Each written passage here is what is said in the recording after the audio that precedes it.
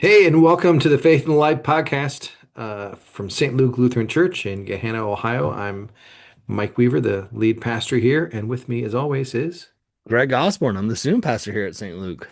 two guys fresh off vacation. Right? We were joking like we have to schedule our vacations together. Right? We don't go on the same vacation together, but it's Oh, like no, like we gotta we gotta be off at the same time. yep. And there's a renewed freshness after vacation that feels good. Just good to be away for a few days. I was gone for a week, and you were gone for a week as well. Yeah, yeah. But doing to your point, we were two different vacations and vastly different things. You were I spending time with your family. and just relaxing, doing very little high energy, low energy effort at all week.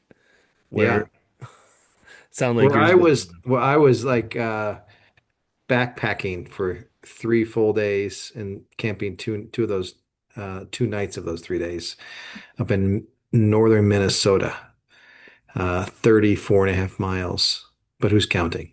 But You, you were counting. look, I Up in walked God's every, country, as they call it, I hear. it is God's country up there, I'll tell you what. And I walked every one of those miles, man. I earned those miles. Whew. So yeah, vastly different.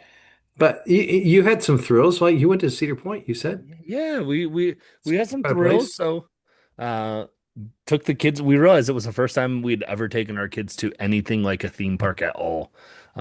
Never been Cedar Point, never been to Kings Island, never been to Disney, never been to the fairs. So like this whole concept of like just this area where there's like arcades and Man, carnival games and massive rides and exhibits and food, like they were just like, what is this world you've taken us to? yeah, But it was fascinating. They that's loved it. awesome. Yeah. Well, Minnesota, northern Minnesota especially, might be God's country, but I think Cedar Point is one of the best amusement parks in the United States. It's It's pretty one of the good. best. Yeah, It's pretty good. It's America's rock and roller coaster, as they say. that's right. It's no Disney World, but come on, I kept saying that, and then my family was like, "Is that actually a thing?" I'm like, "Oh yeah, they say it. Oh it yeah, is. Yeah, for sure. They say it proudly. yeah, Hey, you got a question for us? We're gonna dig into some lessons from the trail that I yeah." pick up. I've backpacked it It a sounds handful of like times. lessons from the Oregon Trail. Listen, well, one back in my day when we had the We wagon. had to ford the river. But before we get there, you got a question for us to. Yeah, yeah, yeah. So we are both, uh, well, I would say we're both movie buffs. Hmm? We enjoy the cinema. We enjoy watching movies. And the question that kind of came up in my mind, if they were going to make a movie out of portraying you, who would you want to portray you in a movie about your life, the life of Mike Weaver?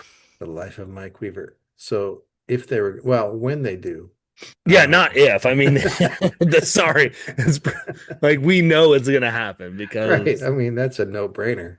I think the script's being written right now, or the ideas. Well, now the idea's out there. Who would I want to have I mean, play? I'm gonna just pitch it like, and it's gonna be over exaggerated. It's gonna be like the mime who turned pastor. Right. Oh man. Um, Boy, that's a really good question. I think about the people. There's two different categories of actors I think about for Hmm. this question. One is actors I really love, Mm. and then the other category is actors I mean I really like or love, but also I look like them in some ways, right? So there's a enough of resemblance. We're not, obviously we wouldn't be the same family, but so I have to pick from one of those two categories. Um, it would have to be somebody that probably looks like me because that's always biopics for somebody that looks like the person. So I I would say I don't think he really looks like me. I mean, there's a little bit of resemblance. That is Ewan McGregor. I really like Ewan Oh, McGregor. I feel oh. a kinship to him.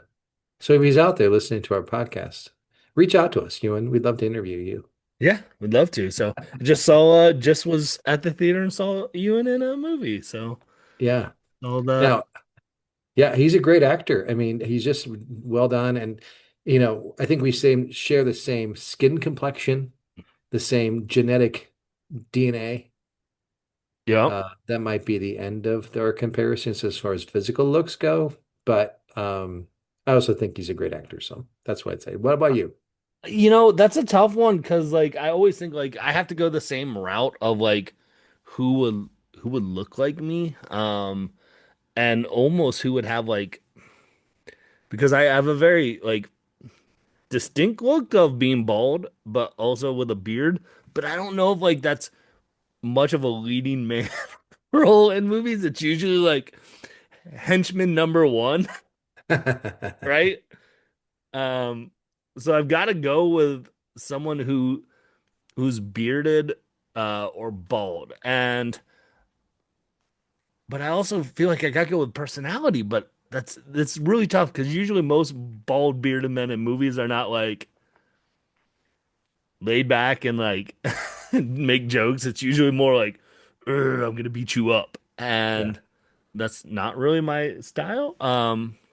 But I will say there is as I do that, there is a movie called A Man Apart, and I only use that because that's the only way that I will reference Vin Diesel rocked a beard. And so he had the bald look with then a pretty bushy beard. And I'm like, okay, we can make that work. We don't sound alike. We don't physically look alike. It looks like he could beat up somebody, but like if I got in, like if he wanted to like not have to be in shape for a little bit to be in a movie, like he could tone it down. It's not like I have to tone up my work regimen to meet his. He can just like, you know what? I can just kind of phone it in a little bit on this movie. So, uh,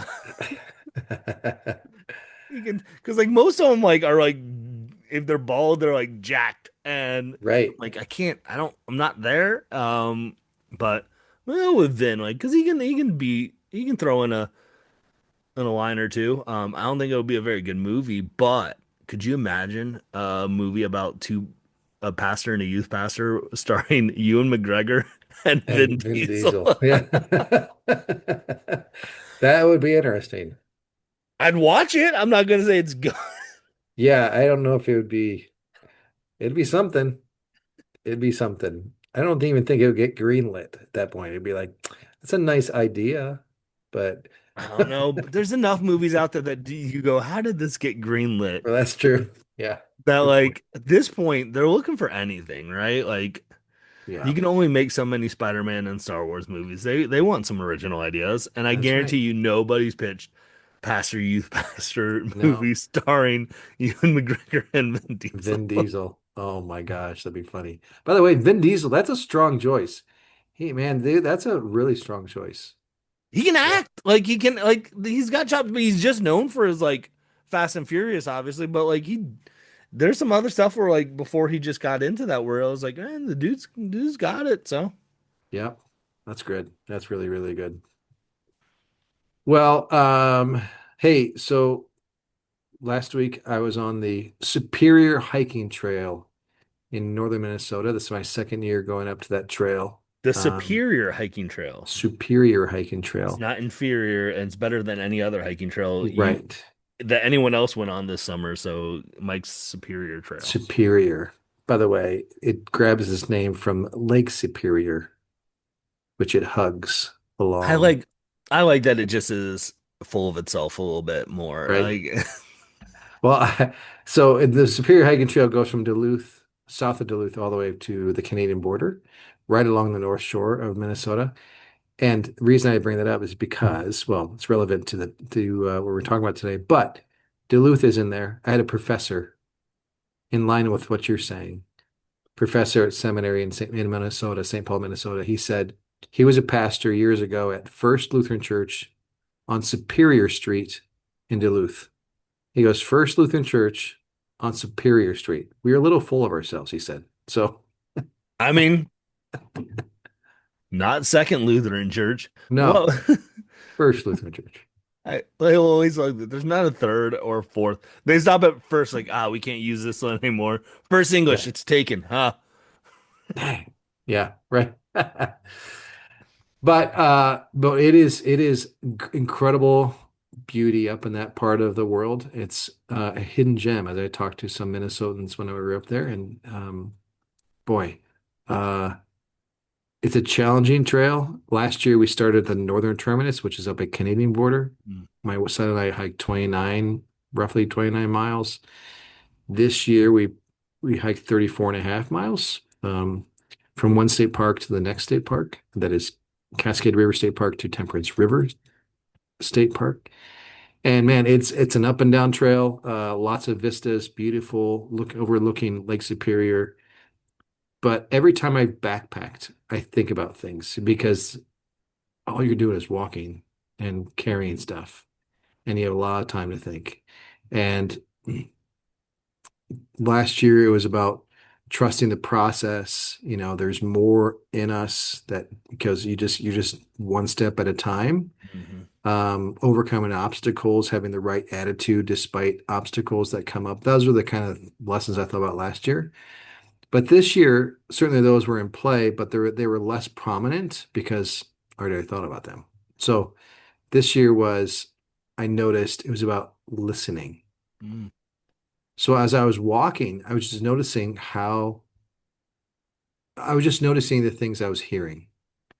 Um, and I really enjoyed listening to just small things, whether it be the a step on the trail for a footstep, or we have these poles with a metal end on them, which are trekking poles. And then you might come across some rocks and just the sound of that metal on some rocks, Hmm. scraping on the rock, to the sound of a grouse that we saw a couple times, different grouse which really look like chickens that run around the woods. Um, I was gonna ask, like you said, grouse, like that was a common thing that most people knew what a grouse yeah, was. I was like, yeah, yeah, yeah, a grouse. Okay. grouse. Right, Yeah. exactly. Well, they kind of are quail, like people understand quail. They come Okay. about the same size, but quail are in a different location. So grouse are in the woods. They look like, but they look at like a chicken. So hearing them kind of scuttle about, to a time when we were camping along this lake the first night, and it's just so quiet. It was just absolute stillness Mm. at night, especially. There were no bugs chirping. There was nothing. Wow. Um, and then in the morning and then the evening as well, there was a sound of a loon. It's a very distinct sound to a loon, a bird, Okay. loon, Minnesota state bird, by the way. Um, I mean, just so various other things like that, just the listening and hearing and paying attention. And I thought, like, what's the connection between listening and hearing and paying attention and the value of that, and as it relates to our lives Mm. and our relationship with God and with other people and what that does for us. Yeah. Um, like for example, let's say for if I pause and I think about what I listened to, what I heard, what I paid attention to, my life is enriched by these even small sounds. Mm. The scraping of a metal on that rock, or the stillness, the sound of silence. Somebody should write a song like called that. The Um, sound of silent. silence. But or the sound of a loon. I mean, just these momentary sounds that I feel it enriched my life. And are there Mm. things in our everyday life that are like that? Are there things about our relationship with God like that? So those are the questions that emerge as Hmm. I think about these things. So that's some of the things I brought up from the trail. But what does that stir for you? Where does that go for you? Well, it's interesting as you were talking about of like just the quiet and how my life, the phase of life that I'm in with two young kids in our house, like there isn't quiet often in the house. And there's almost more times of like, if there is quiet, you're like, what's wrong? Right? Yeah. Like, what's going on? And so, but I think about all the things that like we miss out on. And because of how comfortable in the noise I am, that like I'm not comfortable, so even in the moments where I get time to just be quiet, it's hard for me to sit in silence. It's hard for me to just sit in the car without a podcast or without, you know, audiobook or music or something. It's hard for me to just sit in my house in silence without TV on or something. Um, and so but it's interesting though, because like I can't focus unless I have silence. And so like it reminds me of like how important that is. Like, for example, oftentimes if I'm reading and my kids come into the room and they want something, I'm like, hey, let me finish this chapter because I know this chapter will take me 5 more minutes. But if you guys are in the room talking and I try and finish it, it'll take me 15 more minutes, right? Like, just because of my paying attention. So when you talk about this kind of quietness, I wonder like how much do I miss out on because I don't just sit in silence sometimes to be able to focus on what God's saying for me or what Yeah. others are trying to say. So like that's kind of where I initially just gravitated towards right off the bat was like, what do I miss out on because I don't sit in the silence? Like we are in such a noisy world. Yeah, yeah, and I should say that that silence. I mean, I think about particularly the stillness on that lake. Hmm. When we got to that campsite, and then we spent the night there, got up the next morning, and the lake was like glass. Mm. It was so still, and I think it wasn't silence in a vacuum. Right. Silence that was supported by the beauty of the environment around it. So it was easier to be silent in that setting because it felt like if I was too noisy, it was inconsistent with what was already happening.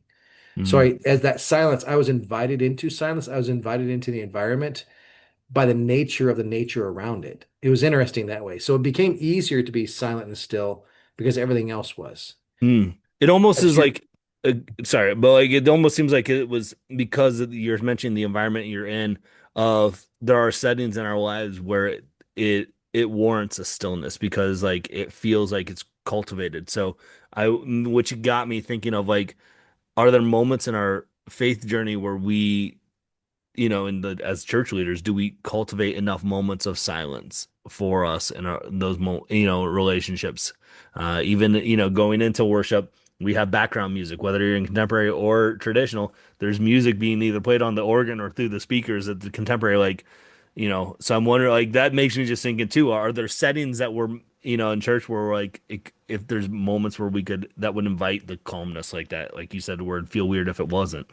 yeah, and are there places where we can create Yeah. that environment, right? So I think back to all the cathedrals of Europe and even the United States, these amazing edifices, these sanctuaries that when you walk in, you feel like you need to be quiet Yeah. and there'd be hushed tones. And then the yelling would be inconsistent to that space. And it's purposely designed to still us, to silence us, to hush us, not in a paternalistic way, but in a way that invites listening and going Mm. deeper. Um, and I think you're right. I mean, I think as church leaders, it's easy to create environments where that doesn't happen, Yeah. that mimics the world around us, that there's plenty of noise around us. And I think it's why it's hard to be still in our society because the environments around us aren't still. Right. So it feels countercultural, but contrary to everything if we're still. And it's like we're going against the stream. But boy, can we your thoughts made me think about like how can I in a more consistent way create environments where stillness isn't is a it makes sense to be still there. Hmm. Yeah. Hmm. When you have been still and silent, what have you gained from it? A lot. I feel like because like you say, like when you mention the environment, it is easier to just like when I'm in nature to just kind of soak in the beauty or a grand cathedral to just be in awe.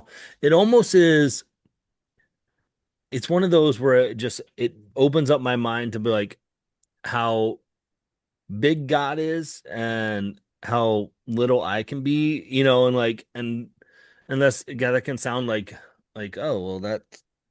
you think it makes you think you're unimportant. And it's not necessarily unimportant, but like how I'm such a small part of this massive world, and things like this. And so like it does make me think about more aspects of others around me, others, other people other than just myself. Because like in the stillness of the quiet and the calm, like you realize like as alone as you are there, like that it's so much more vast and bigger than we could even imagine. Yep. And I think like, so what does that do for Mike? So in those moments, as we talk about this, like I think about like in those moments, those are times where I've had those conversations with God and those reflections and times where, and I'm like, why do I not cultivate those moments more often? Because it's not a bad thing to have like moments with God, or when I go on the youth pastor retreat in October, it's always up at a camp and it's fall and leaves, and just to walk around the campground by myself for a little bit. It's those moments where it's like, okay, what do you got for me? It's and that's where it just now even gets me thinking more of like, how do we cultivate that like for myself as someone more often, but then like for people around me. Yeah, and I would hope people, myself included, all of us, like whoever's listening, that it's our responsibility to cultivate those things. Yep. Like it's not gonna just gonna happen naturally in our culture. It's not gonna just kind of appear. We need to be intentional about creating those spaces so that we can have that. And it really balances out the noise. I mean, here's why I said it, because why I so loved that stillness, I was also really appreciative of at the end of the trip, we went into town and had a meal and talked Mm, to people, right? It was just it that great gave an even greater appreciation to the noise, and it tempered the conversations, and it really added value to those conversations where because it's in comparison to like being alone, mm, and it's such a good thing, really good thing. The other thing I noticed the noise I was thinking about was my breath, mm, because there were a lot of climbs, there were a lot of ups and downs on this trail this time. And there'd be times where I was noticing how deeply I was breathing, and that's all I could hear was my deep breath in, deep breath out, deep breath in, deep breath out, and how we can just ignore our breath. It's mm, easy to because we just do it all the time. But when we stop and notice it, we we breathe differently, I think, but also we recognize I was recognizing the value of breathing, because if I wasn't breathing, I wasn't going to be moving, mm, right? I would have stopped. But that breath was doing me a favor, helping me keep going forward. And that breath that God gives us keeps us moving forward. I mean, it really does. So mm. beautiful. Yeah. So there's some lessons from the trail. Amazing. I love it. Lessons from the trail. Word Mike Weaver. The old Ewan McGregor playing Lessons from the Trail with Mike Weaver. Well, hey, next week we have a special guest. Boom boom. We do. Pastor Steve Brown from former pastor at St. Luke for 22 years here. He's going to be with us next week. He's preaching at the end of this month. So we're looking forward to the conversation with Steve next Yeah. week. Yeah. Who knows what we're going to talk about, Greg? Do you know? Probably about St. Luke, probably about what God has in store for us. Yeah. And Um, yeah. who knows? I do know it's Steve, so it'll probably be a longer episode. Yeah. But well worth it. Make sure you take a listen next week as well. All right. Thanks for listening, everybody. Thanks for the conversation, Greg, as always. Yep. See ya.